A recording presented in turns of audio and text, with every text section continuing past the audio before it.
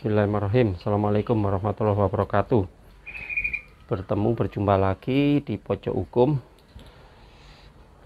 Mudah-mudahan menambah pengetahuan, wawasan. Bagaimana kabarnya dulur? Sehat ya?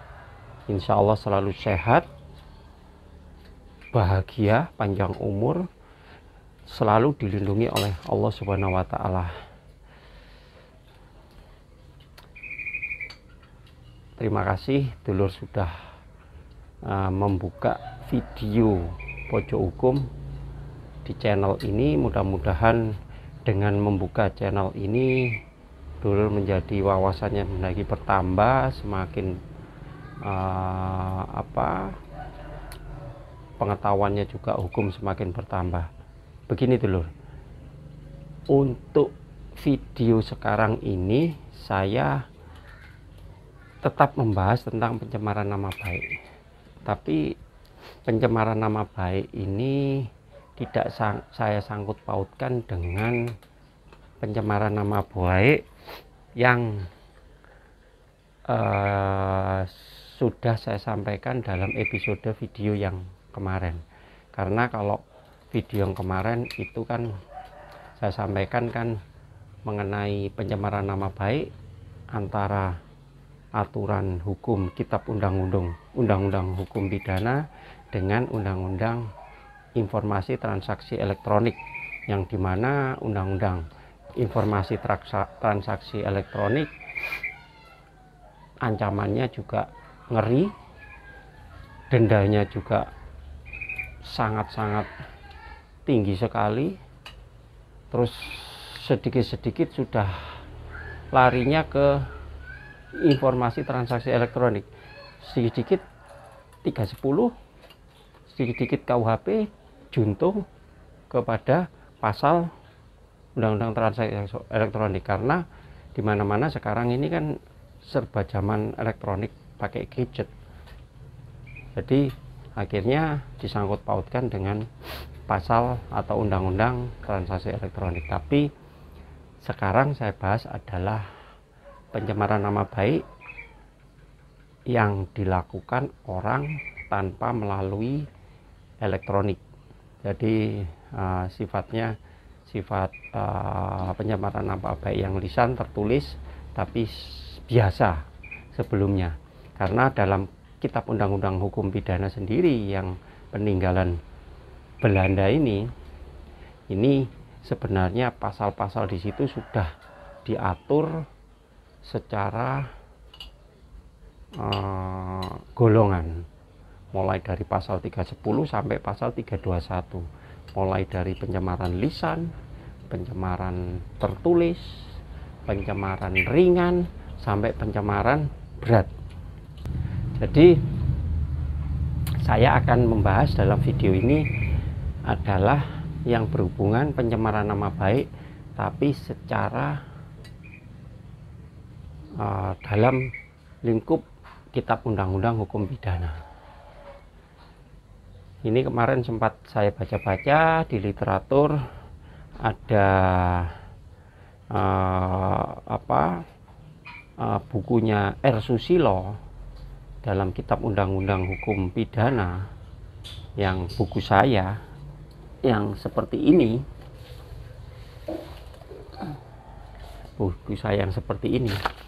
tolong di zoom.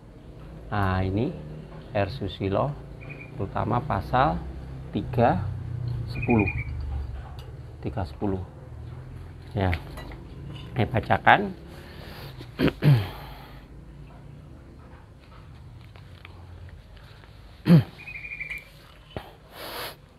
Ini pasal 310, terutama bab 16 penghinaan. Ini masuk dalam penghinaan ya, pencemaran nama baik. Pasal 310 ayat 1, barang siapa sengaja merusak kehormatan atau nama baik seseorang dengan jalan menuduh dia melakukan sesuatu perbuatan dengan maksud yang nyata akan tersiarnya tuduhan itu, dihukum karena menista. Jadi merusak kehormatan, menuduh orang melakukan sesuatu nama baik, ya toh, ini ancamannya dihukum karena menista. Jadi 310 itu adalah menista dengan hukuman penjara selama-lamanya 9 bulan dan denda 4.500. Itu sangat ringan sekali karena ini peninggalan Belanda, jadi ya sangat ringan. Bandingkan dengan pasal 27 Undang-Undang Informasi Transaksi Elektronik, ya, Undang-Undang nomor 11 tahun 2008. Itu ancamannya 4 tahun, bahkan ada yang sampai 6 tahun, bahkan dendanya bisa sampai 12 miliar. Makanya artis-artis, makanya orang-orang, makanya semuanya dikit-dikit mesti kalau sudah pencemaran nama baik melalui elektronik, hoax, menyebarluaskan, men-share dan lain sebagainya, kebanyakan larinya ke situ. Ya. Nah, sekarang dari 310 ini saya coba mengelompok-kelompokkan unsur-unsurnya, baik unsur subjektif maupun unsur objektif. Ya. Penistaan yang sudah saya sebutkan tadi 310 ayat 1. Ya. Menurut R. Susilo, supaya dapat dihukum menurut pasal ini, maka penghinaan itu harus dilakukan dengan cara menuduh seseorang dituduh telah melakukan perbuatan tertentu dengan maksud agar tuduhan itu tersiar. Maling itu orang si A itu, terus iya kemarin itu dia sukanya di itu mencuri, terus agar tetangganya tahu, temannya tahu, itu sudah termasuk penistaan. Jadi diketahui oleh orang banyak. Kalau satu orang masih belum istilah menyebarluaskan, menista, tapi harus diketahui oleh orang banyak. Perbuatan yang dituduhkan itu tidak perlu suatu perbuatan yang boleh dihukum.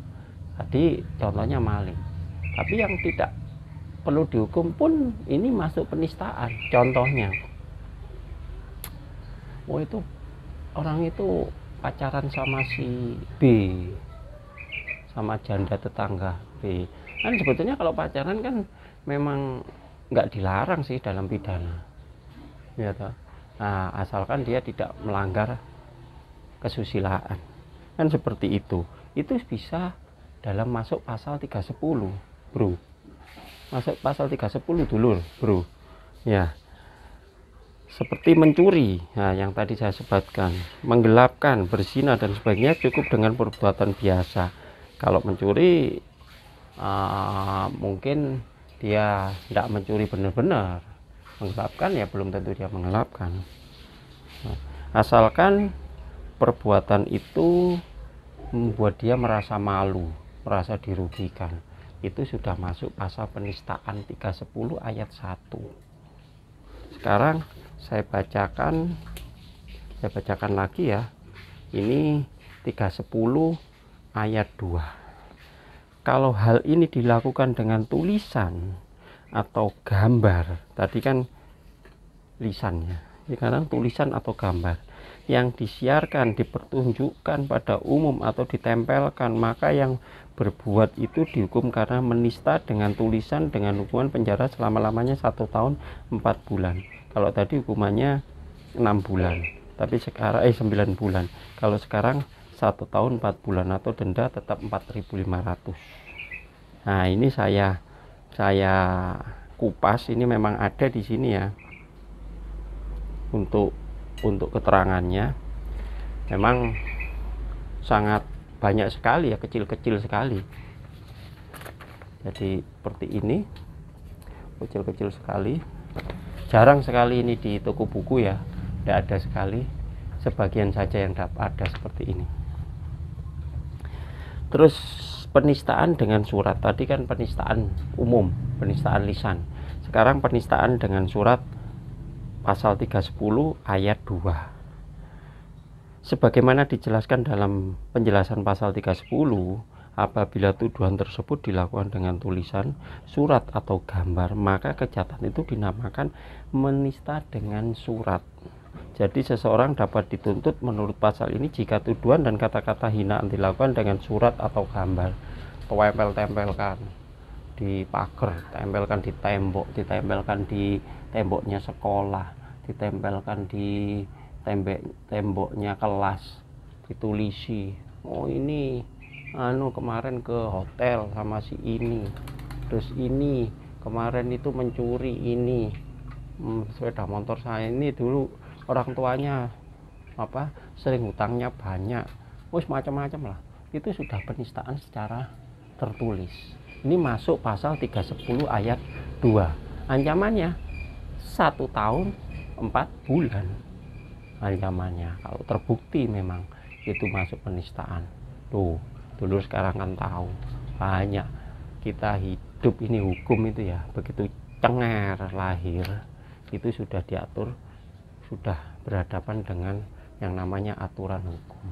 Sampai kita meninggal pun sudah jadi mayat, itu masih berhubungan dengan hukum. Contohnya cengar itu sudah dapat hak asasi manusia, berhak hidup, ya toh, berhak dipelihara, berhak diberi makan dan minum dan lain sebagainya, ya toh. Terus berhak dirawat, itu aturan hukum. Meninggal pun jadi mayat, itu kalau diambil mayatnya, yang ngambil sudah ancaman pidana. Bahkan menjelek-jelekkan si mayat, dulu itu dia suka judi, dulu suka mabuk-mabukan, ceritakan ke teman-temannya, itu penistaan juga. Tulisi orang tuanya itu suka ini berzina, suka gini-gini, itu sudah penistaan secara masuk penyemaran. Apalagi melalui elektronik, melalui gadget, melalui internet online, itu sudah penistaan dan ancamannya tinggi sekali, apalagi seperti itu. Makanya dalam episode kali ini kan semakin tahu sekarang, dulur-dulur, dikit-dikit jangan sampai, ya bijak.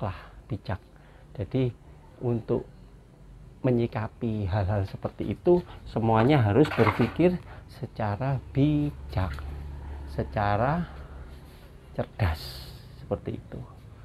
Ini kebetulan anak saya tadi mendengarkan bapaknya bercerita, dia kepingin jadi hukum tapi tidak saya bully.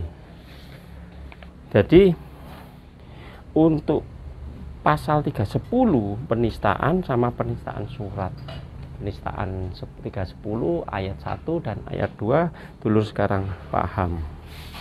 Terus ada lagi ini pasal 311, barang siapa, ayat 1 ya, barang siapa melakukan kejahatan menista atau menista dengan tulisan dan hal itu diizinkan untuk membuktikan tuduhannya itu jika ia tidak dapat membuktikan, dan jika tuduhan itu dilakukan sedang diketahui tidak benar, dihukum karena salah memfitnah. Ini fitnahan ini, kalau ini tadi menista, ini fitnah, dengan hukuman penjara selama-lamanya 4 tahun.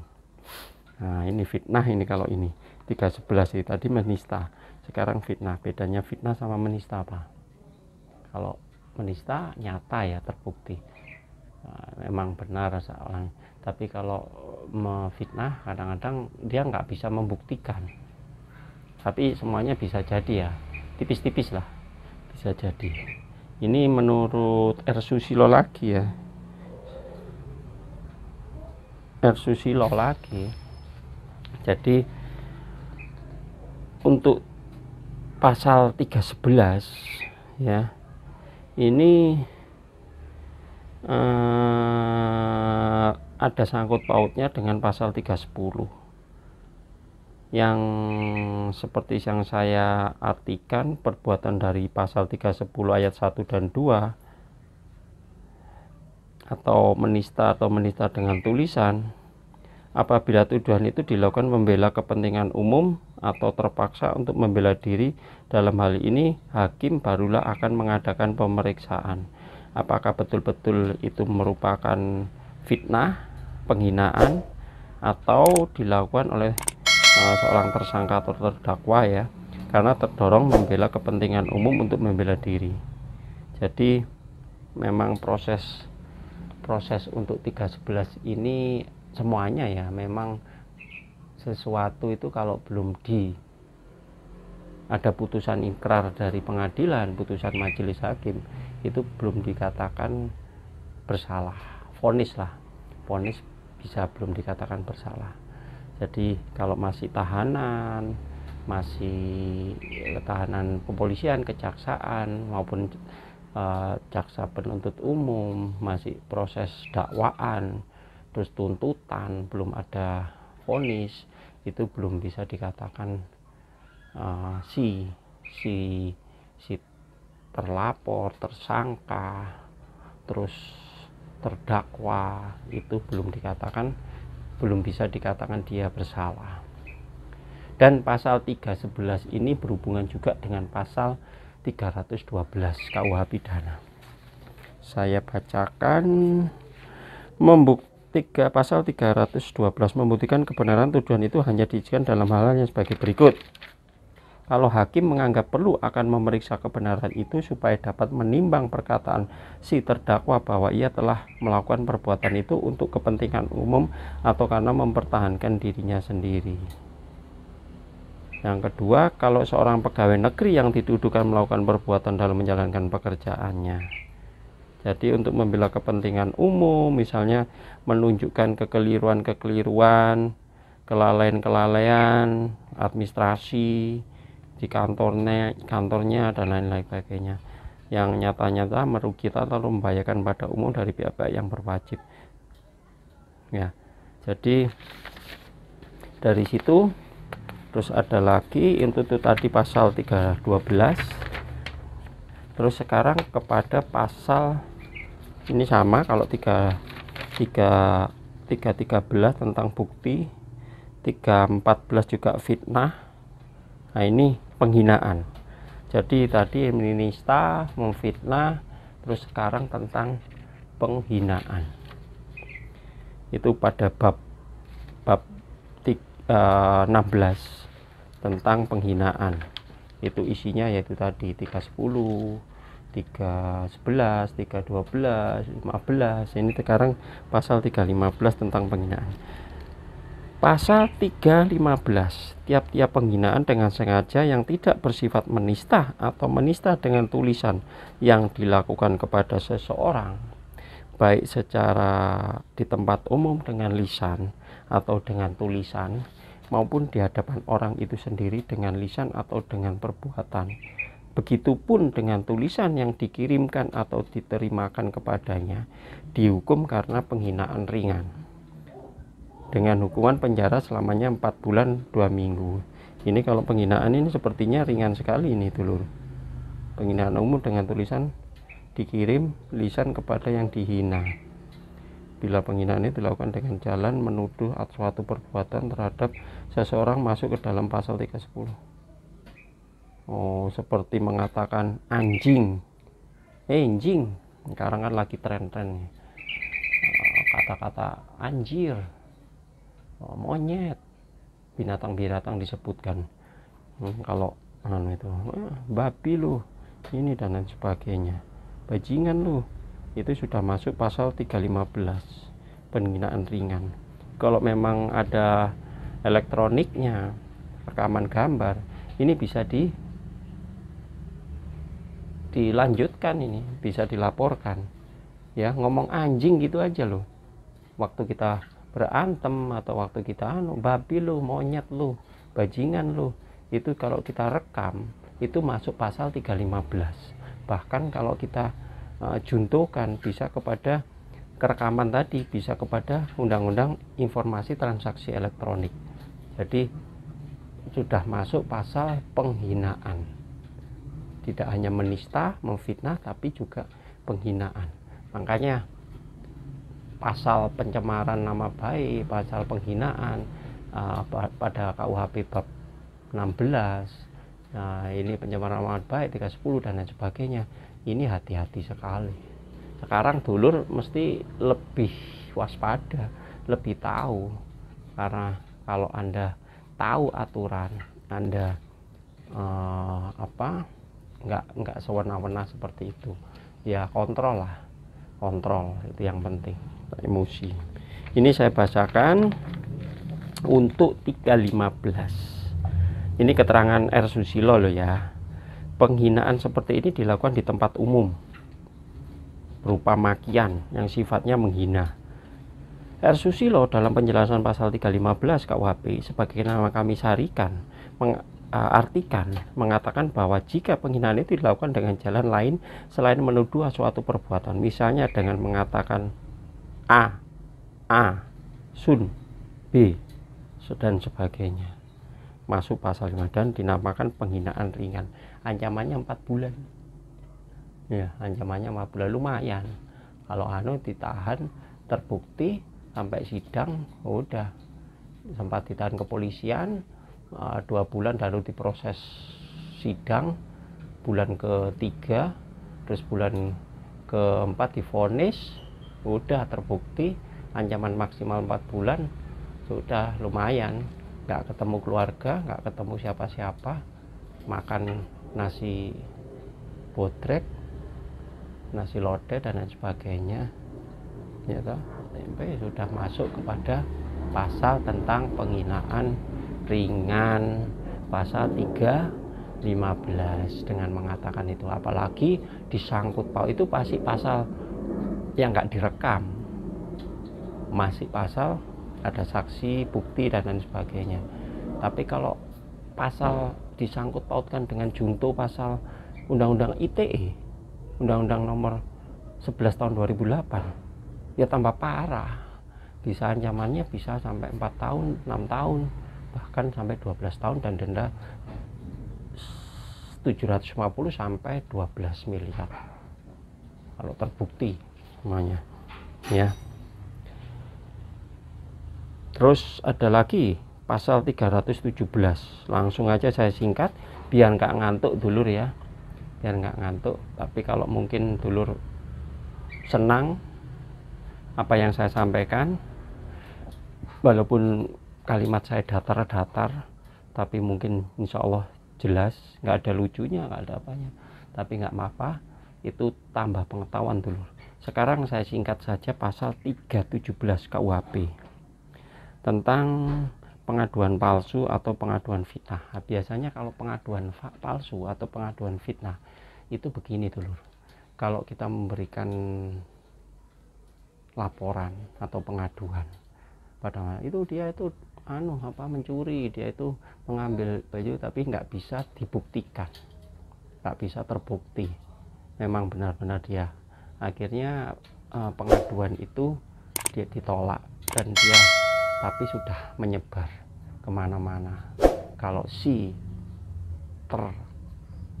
terlapor, nah kita masih terlapor ya, kita pelapor, katakan orang yang menuduh tadi pelapor, terus terlapornya nggak terbukti, itu masuk pasal 317 dulu, bisa melaporkan balik. Bahkan 317 begini dulur, ini bukan Susilo, ini menurut R. Sugandi dalam bukunya Kitab Undang-Undang Hukum Pidana.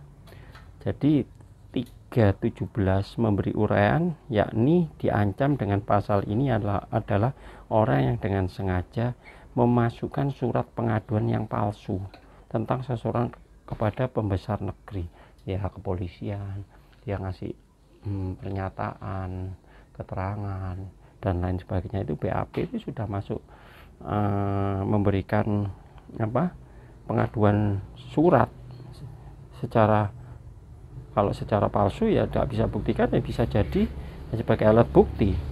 Menyuruh menuliskan surat pengaduan yang palsu tentang seseorang kepada pembesar negeri sehingga kehormatan dan nama baik seorang itu menjadi terserang. Itu pasal 317. Bahaya sekali juga. Kalau ancamannya ini belum tahu, saya belum baca. 317 bisa ancamannya